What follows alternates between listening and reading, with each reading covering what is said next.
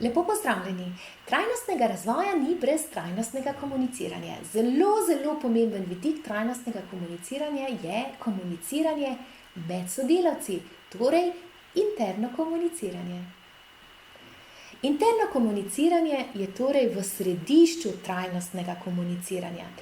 Pomembno je, da smo z zaposlenimi nenehno v dialogu. Torej zaposlene najprej vprašamo, kaj vam pomeni trajnost, trajnostni razvoj. Če v vašem podjetju ali organizaciji uporabljate drugo terminologijo, če je pravzaprav vaš temeljni koncept krožno gospodarstvo, dekarbonizacija ali družbena odgovornost, se pravi določeni vidiki, ki imajo iste ali podobne vsebine, kot je ta globalni koncept trajnostnega razvoja, je pomembno, da vprašate z besediščem, kot ga uporabljate v vašem podjetju.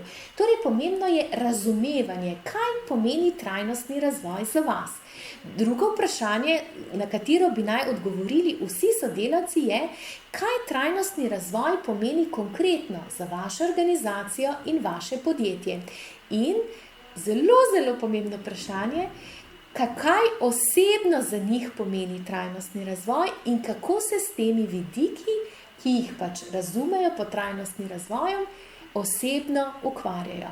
Mednarodne raziskave kažejo, da se velika večina sodelavcev pripravljena vključiti v trajnostni razvoj in tudi trajnostno komuniciranje, če so osebno povabljeni in če lahko sodelujejo ne preko delovnega mesta, na katerem so zaposleni, kjer delajo v konkretnem podjetju organizaciji, ampak na tistih nivojih in na tistih področjih, kjer jih to osebno zanima.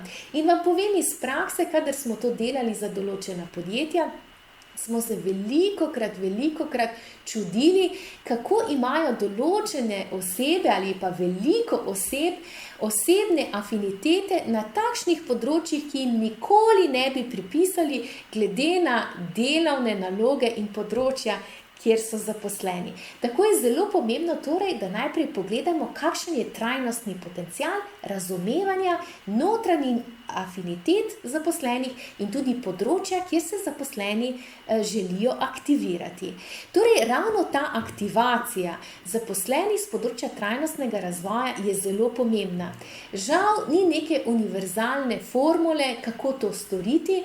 To je pravzaprav vprašanje neke čarobne harmonije in kemije v laboratoriju vsake organizacije oziroma podjetja posebej, ker imamo pravzaprav analizo posameznih afinitet naših zaposlenih in poskušamo na čim bolj dinamičen, inovativen in hkrati atraktiven način izkoristiti vse potenciale, ki jih imamo. Torej, zelo pomembno je, da te naše potenciale aktiviramo v 7 jezikih življenja. O tem sem podrobneje govorila v enem drugem videu in če vas zanima, si oglejte v naši video knjižnici. Torej, vse te naše teme trajnostnega razvoja med svojimi sodelavci zmeraj prevedemo v jezik kognicije, se pravi uporabimo dejstva, številke, analize, kajti to bo zanimalo in prepričalo določen del naših zaposlenih.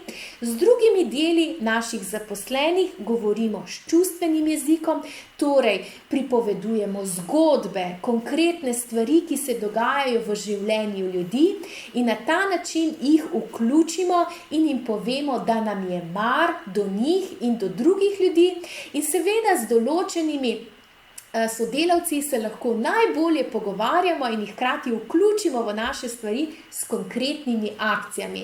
Marsikdo med nami ni pripravljen za neko blazno filozofiranje, določene čustvene stvari se nam ne zdijo tako prepričljive, smo pa za akcijo.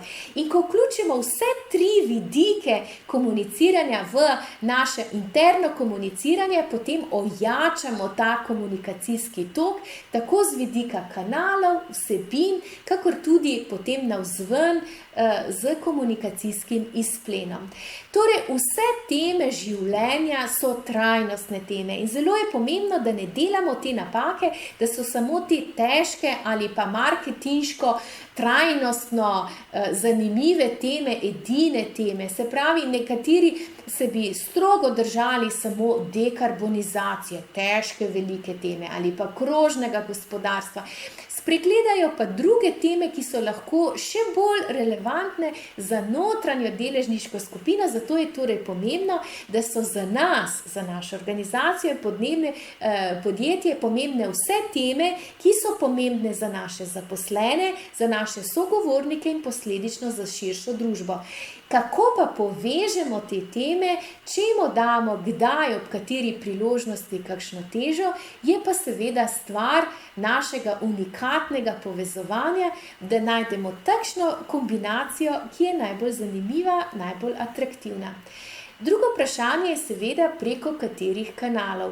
Tudi tu so določene seveda priporočene stvari, ki jih velikokrat poslušamo na različnih predavanjih, kako je ta interakcija zelo pomembna, kako smo vedno bolj vizualni, manj poglobljeno kognitivni, da so v bistvu te komunikacije, ki jih vidimo, zlasti če so v kratkih animacijah, video vsebina, storytelling, se pravi pripovedovanje zgodb, da so to tiste, ki pač najbolj involvirajo, pritegnejo in vključijo, ampak vse organizacije niso enake, imamo določene dejavnosti, kjer pravzaprav ta družbena omrežja niso tako močni kanali, ker ti marsikdo še nima v dnevni svoji komunikacijski mreži tovrstnih kanalov, zato je pomembno, da na inteligenten, domiseln, unikaten, atraktiven način povežemo klasične in sodobne oziroma digitalne kanale in da nenehno dograjujemo to kombinacijo naših medijskih kanalov. Kar je zelo pomembno, da nikoli ne pozabimo, da višja stopnja vključenosti je tista, h kateri nenehno stremimo, da pravzaprav to enostransko obveščanje, ozaveščanje, čeprav je tudi to v nekem smislu pomembno, naših zaposlenih ni dovolj. Ni dovolj, da samo zaposleni vedo, kaj želi organizacija ali podjetje, kaj dela, kaj smo že dosegli, ampak pomembno je torej tudi vključiti, kaj je pomembno našim zaposlenim in tu doseči partnerstvo v ciljih, motivih in seveda tudi v ambicijah, kam dolgoročno. Nenehno se prizadevamo za dialog, dialog pa pomeni tudi poslušati stališča, ideje, predloge. Trajnostno komuniciranje s svojimi sodelavci je nenehen izziv, kajti vsaka oseba je svet zase in hkrati smo povezani z nekimi višjimi cilji organizacije in podjetja, zato je ključno, da je naše komuniciranje v svojem bistvu trajnostno, hkrati pa sledi tudi širšim trajnostnim ciljem, ki so tako na osebni, kakor medosebni in družbeni ravni. Upam, da vam je bilo teh nekaj misli zanimivih in koristnih. Vabim vas, da se ogledate tudi druge naše trajnostne vsebine na naši spletni strani www.zelenaslovenija.si, si ogledate naš YouTube kanal ali komunicirate z nami preko elektronske pošte ali na drug način. Veseli bomo vašega odziva. Vabim vas, torej, da smo še skupaj pri kakšnih drugih temah in vas prav lepo pozdravljam.